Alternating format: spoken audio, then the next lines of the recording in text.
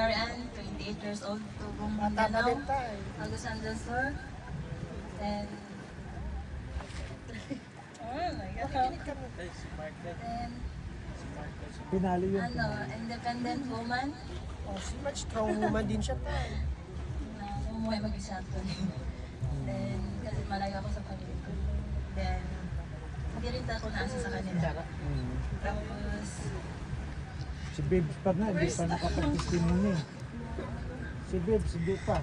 Yun, salamat ka kay nakakadir thanks God, kasi nandito kami.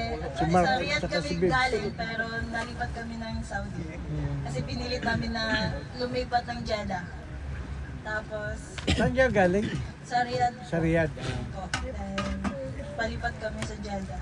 Then, isa lang naman yung ano namin eh. Nung magkaroon kami ng ikama, yun lang yung problema namin. Mm.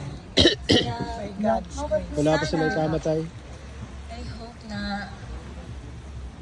maging okay yung mga papers namin kasi ang hirap din pag hindi maayos yung mga papers namin. Lalo na pag sa may lakad ka, aalis ka. Alam mo yun, mahirap maghintay-hintay dito.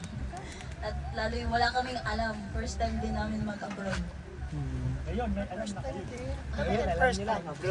Pero long na. Dali, First time namin. hanggang ngayon ikama mo hanggang pa na. Last time kami ni Erica. Ni Eric. Yan na yung problema namin. Kaya yun lang yung ano namin. God will make a way, even since there is no way. Just pray for the Ang Panginoon sabi niya, delight yourself in the Lord, and He will give you the desire of your heart. Psalm Ay, hindi ko 37:4. na pahabain na. Kasi baka abutin tayo ng umaga. Ay, umaga na ba? Ay, Umaga na nga pala. eh. Abutin tayong tanghali. Thank you Kasi po. Kuya Joe.